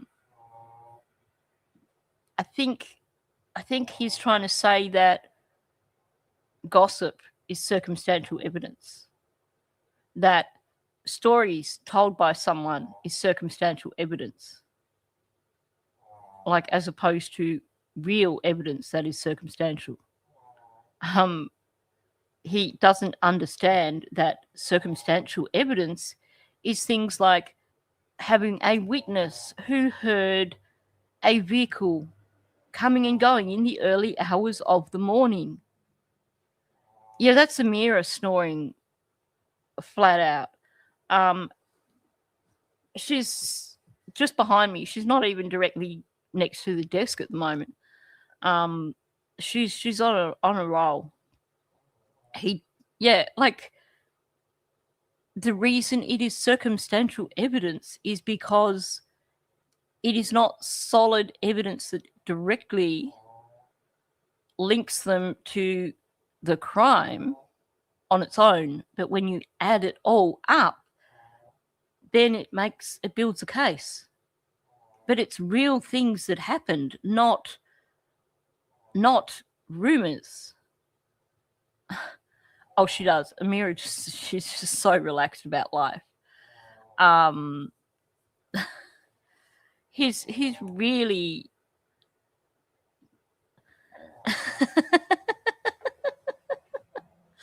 I know he's got no idea whatsoever. Point because it's been over a year. Investigators, I know they work, they're doing everything they can. And I know that because I talk to them. I believe that they are absolutely doing everything they can. And that's why it really strikes a nerve with me when people are like, we want answers. The RCMP need to tell us. Major crime needs to be more open and tell us. It's just like, how can they do that? They're collecting evidence. They can't just give the public everything. Well, they're not. Do you think that in Malaya's interview, when she's saying that she's owed this from the RCMP, when she's saying that, she wants answers and she deserves answers, do you think that is a direct response to Daniel's this here? And we also know that Belinda has spoken about her wanting answers. So is this, what he's saying here does certainly seem to me to align with Malaya then turning around and saying, well, I deserve answers. It's just something that struck me and I was just wondering. Yeah.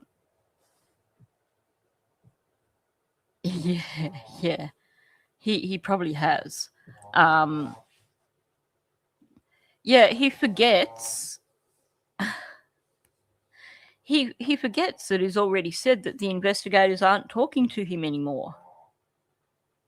Now he's like, I talk to them and I'm defending them. It just depends on how many times he's had his pee breaks, I think. At this point, we're up to multiple pee breaks, so he's forgotten the earlier narrative. He's just got to make it all up as he goes along now. It's just it doesn't like it's not how not how investigations work. Daniel is an expert on how investigations work as well. In case you didn't realize, he's just going to let you know this now. I'll guarantee he probably never stops talking. He probably does. Or maybe he gives the drones messages to take back to the RCMP. Maybe that's why he beckons them down. Like, hey, Mr. Drone, come down. I've got another message for you to take to the RCMP. Can you tell them this for me? That was how it came across to me as well. Just the way the way her expressions and everything were going, to me, it sounded like her saying she wanted answers from him. She wanted to know from him where the children were at. I think she truly wants to know where her children are and she truly wants them home, but not in the sense that she's trying to make people think.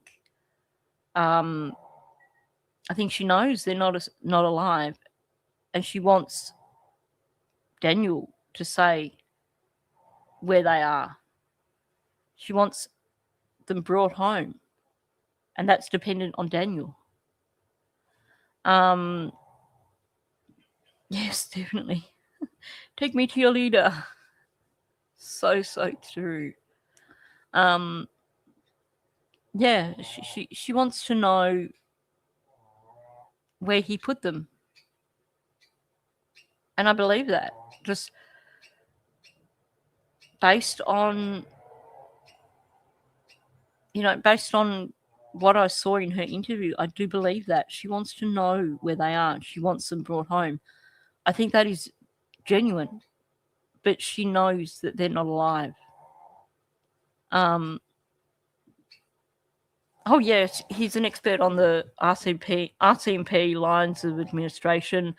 Remember, he was telling us how they're pretty much like, according to Daniel, they're just like minions. The RCMP, who are not MCU, by the way, apparently sit in their little cubicles like minions, and they take tips and then they run to the major crimes, and that's all they do.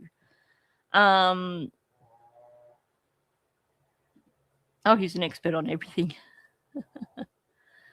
I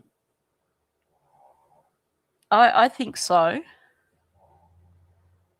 I think when you start putting it together, when you look at the situation, you know, that light bulb moment yesterday, talking about when Daniel said that 1 minute she's, you know, they're asking her, do you feel safe with him? And she's like, yes, I do. And the next minute she's having a panic attack and in the ambulance. And we have that one little nugget from Malaya that after she left, the RCMP turned up at Cindy's house and interviewed her. When you start putting those bits and pieces together, I suspect that there was a large portion of the interview about Daniel's coercive control, about her fear of Daniel, about,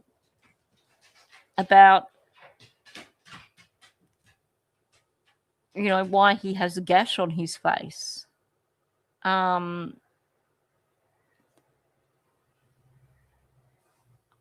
I would love to know. I would love to know just how much she's told the RCMP. But at the same time, you know, she's still lying publicly for him. No, she's not still with him. She left him on like the day after the children were reported missing. I agree. I think a lot of not just a message to Daniel, but also a message to Belinda. In the early on in the interview, she keeps referring to them as her children, as opposed to Lily and Jack. And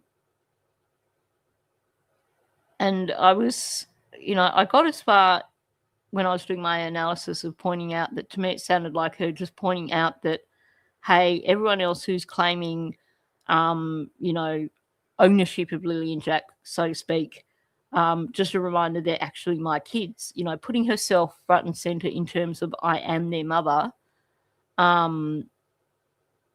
But I thought about it afterwards. I thought, yeah, that's got to be directed at Belinda with the guardianship thing.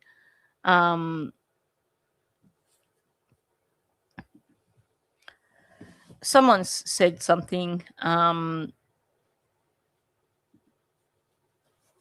think, I mean, we've seen in the documents there are statements in there in terms of him holding her down, taking her phone, stuff like that. Now, that's all stuff that can be used as prosecution, whether she likes it or not, if she's the person behind the case. But I still believe 100% she knows what happened to her children. And the fact that there's a massive scratch on his face that would coincide with the timing of what happened to Lily and Jack, that again proves to me that she knows what happened to her children. No kid did that. That had to have been done by an adult with enough weight behind them to cause a bruise.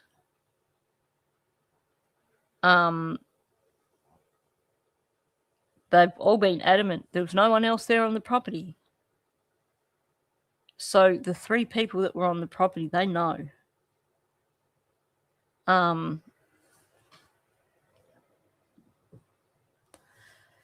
Didn't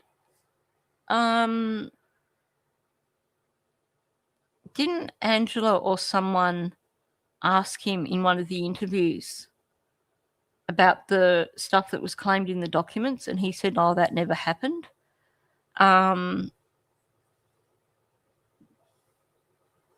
Or her phone? Because a lot of the time, victims of DV, they might not tell anyone about it, but a lot of the time they'll save photos. So it's possible that there could have been photos on her phone, which would definitely be incriminating. I think, you know, they're talking about there being a lot of evidence. They've got to have some pretty solid stuff to have thrown these charges at him.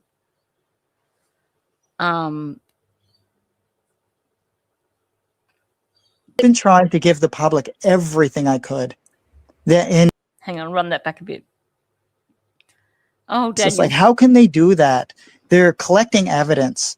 They can't just give the public everything. Well, they're not gonna.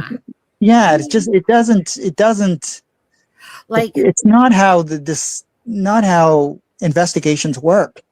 I've been trying to give the public everything I could. That in correspondence with working with them, like, can I release that the kids were seen the day ahead of time? And, like, I'm going to say the blanket's planted. Is there anything I can't touch on? Okay, so first of all, he found himself another word. I've been trying to give the public everything in correspondence with working with them. Good on you, Daniel. Well done. Got yourself another big word that doesn't quite fit. And then he's like, he released all this stuff. He's like, can I release that the kids were seen a day ahead of time? What do you mean a day ahead of time, Daniel? It's a really bizarre way of wording it. Like, was there some sort of plan on the Friday to set something up so it seemed like the children were around on the Friday? Possibly. Like, I don't understand why he says was seen the day ahead of time. And then he says he's not saying he's asking them if he could say the blanket was planted. He's saying, and I'm going to say the blanket's planted. He's so full of crap. He's like, he's now the mouthpiece for the RCMP. He's sharing the bits of the investigation that apparently they've told him it's okay to share. Pictionary. Yep. Unreal.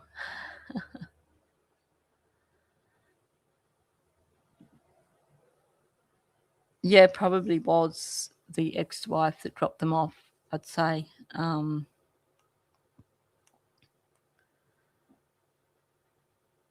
I think the ex-wife has got to have been interviewed. I'm just glad that she's staying under a rock, especially when you've got idiots like that Scamnita out there who, if she got even a hint of information about the ex-wife and the children, she'd run with it.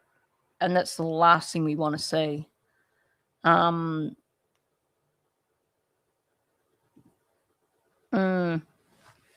wonder, when they brought the cadaver dogs in,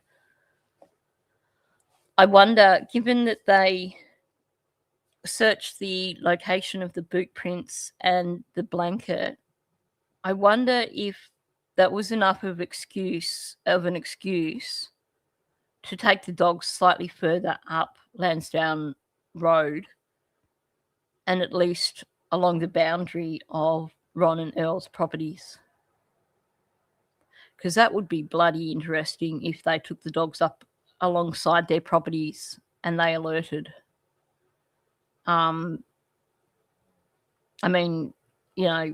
Would be tricky because it would be hard to tell if they can't actually go on the property. But it certainly would have been interesting to see if there was a change in behaviour if they took the dogs alongside those properties, like not actually going onto the properties. That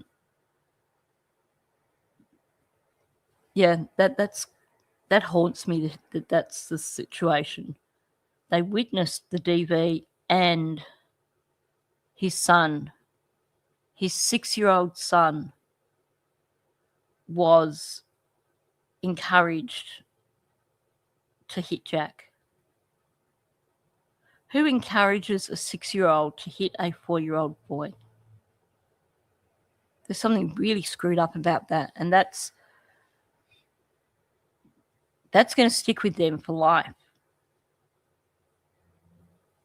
Him and Janie play the victims. They talk about how us talking about them, they're worried that Daniel's children are going to hear about that down the track, and that's going to be traumatic for them. They seem to forget that the damage was already done. And if anything, it's going to give them a bit of affirmation that it wasn't their fault, that it wasn't something they did wrong. You know, if you've had, because that is abuse. What those children went through when they were visiting with Daniel, that is still abuse. So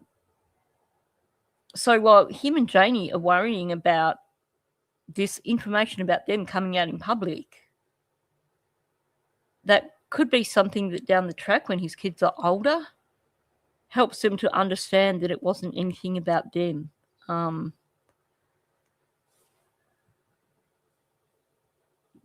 Yeah, I've got it. I'm not going to show that picture, obviously, but yeah, the body language in that picture was interesting, that's for sure. Yeah. I wonder what the funding is like for children who are victims in this sort of situation, because they're going to need ongoing support for a very long time. And I just wonder who pays for that.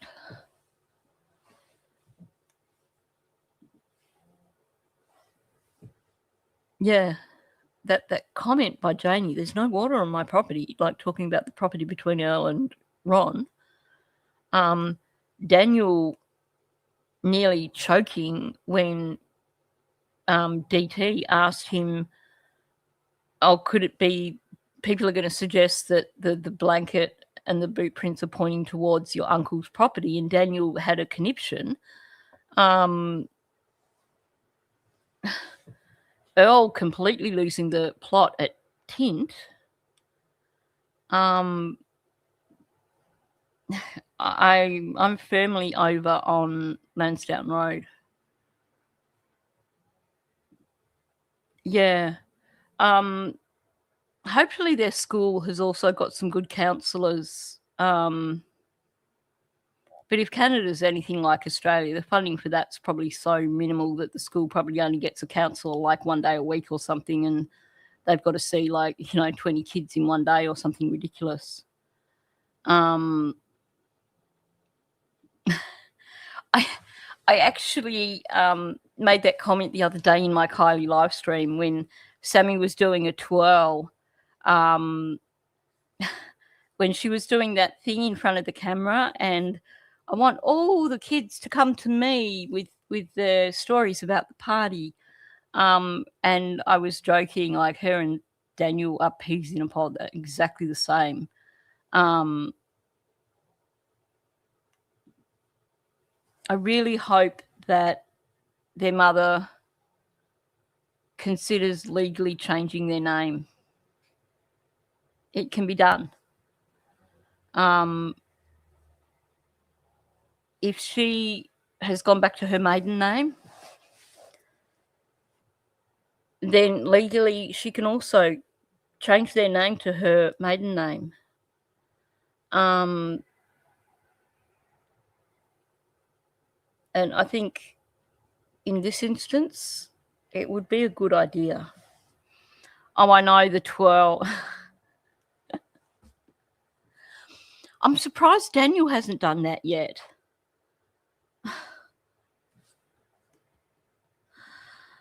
Oh, yeah, the white T-shirt and the swirl. Like, oh, my God. That's all Daniel needs now. He needs a white T-shirt with Find Jack and Lily on it, and then he can get his own microphone and get in front of the media and do his own little story, and he can do a 12 for the media. He'd love that. I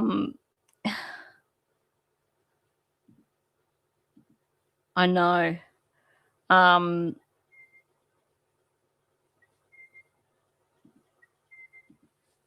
I wonder if there's anything in the laws that would allow for an exception to that.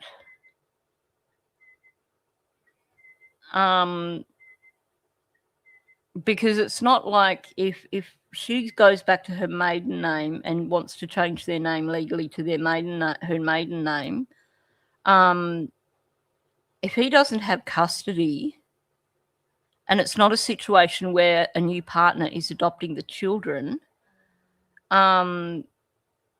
then she may be able to do so without his permission.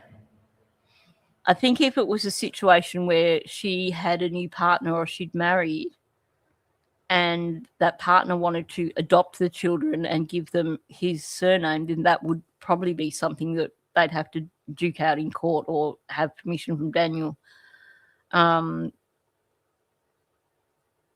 But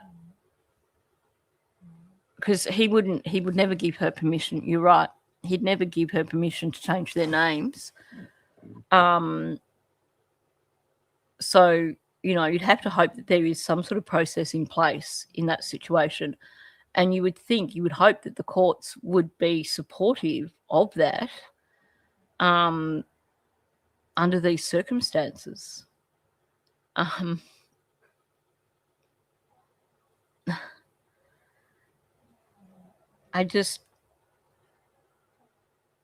feel so sad for those two children.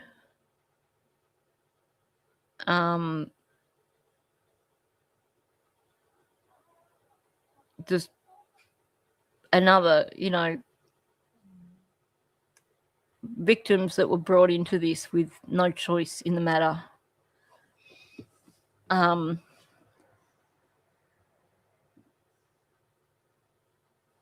I would imagine the courts would grant that. And also in terms of, at the moment, he's got no access to them. So if she can get a permanent guardianship thing where he's got no guardianship over the children at all, that would also help. I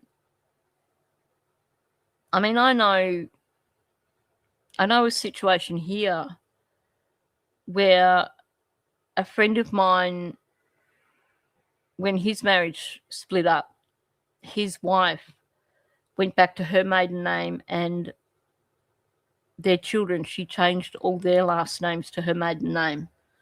Now, I don't know the legalities of that because I know he didn't have any custody.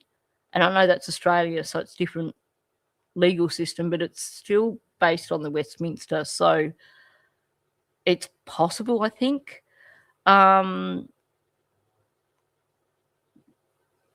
Yeah.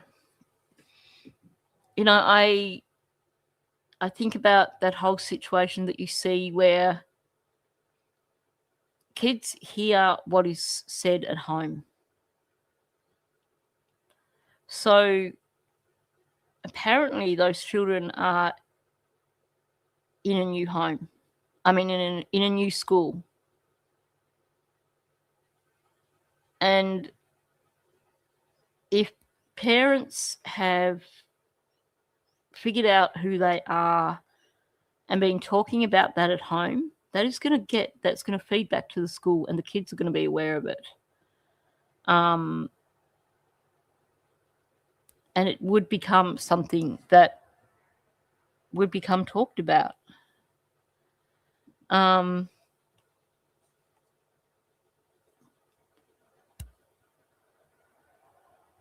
Yeah.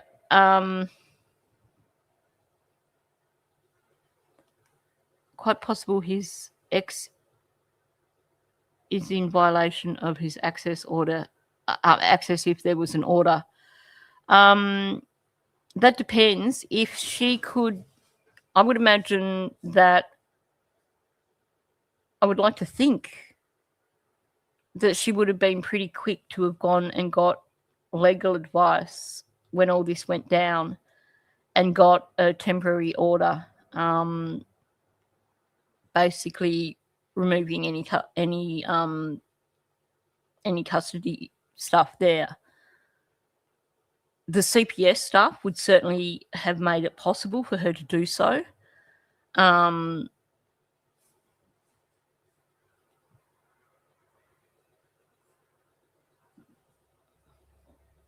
Year 10 school certificate issued with name on birth certificate. My stepdad didn't actually adopt me. They paid $20 and my name change was a comment. Okay, cool.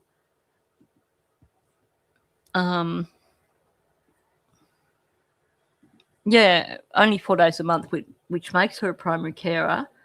Oh, wow. Oh, yeah, yeah.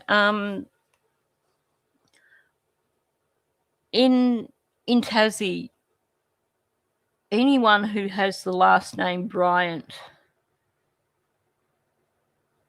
one of the first things people ask them is, are they related to, and I'm not going to go with his full name because he doesn't deserve it, but they ask them, are you related to the guy that was responsible for Port Arthur? People jump to those sort of conclusions pretty quickly.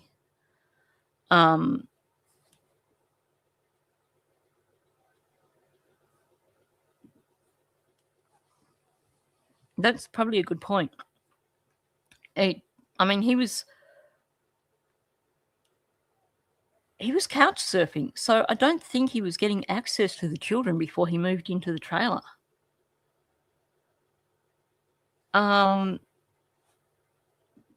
That's what I believe. Because, I mean, she was pretty quick to make that decision to cut off access.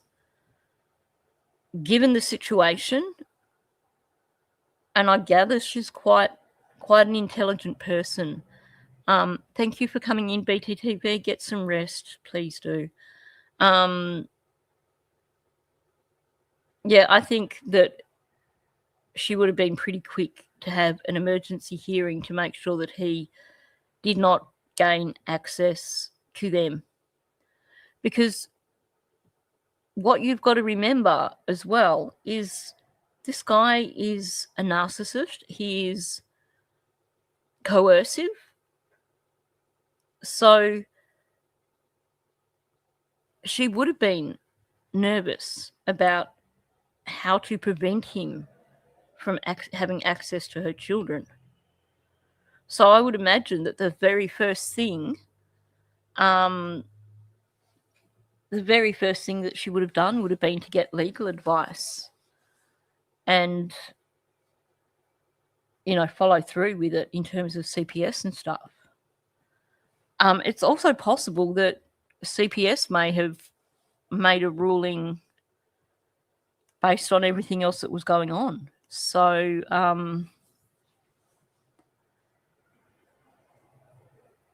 yeah, it'd be interesting. I just hope that in terms of all that there are things in place that are going to protect those children.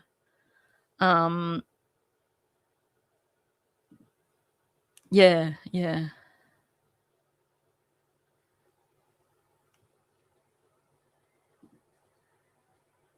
Anyway, I know it was a late start and everything.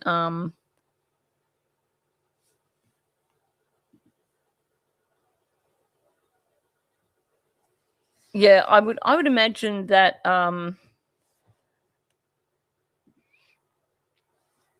now here's a bit of trivia for you here. Kylie's middle name is spelt May. Lily. Isn't Lily May as well? And Phoebe Bishop is Phoebe May Bishop. Like, just crazy. Thank you for coming in, Teresa. Good to see you. I'm going to wrap it up here. I know it's been a bit all over the place. I started late, all that sort of thing. But I kind of, yeah, the squirrels are loose, well and truly. I'm kind of getting distracted and not staying on track. So it's probably a good spot for me to stop here, get myself some lunch, and go and focus on some other things. I do think those children would have been supported by the courts in terms of, having access removed and possibly, hopefully, allowing her, if she wanted to change their names. Anyway, thanks for coming in, guys. I'm definitely going to wrap it up. Tomorrow's Maddie Monday. Please join me for that. Want to still talk about Jen Soto and just make sure the world knows how much of a scumbag she is and the fact that she should have been arrested. So on that note, thanks for coming in, and I'll catch you all in the next one.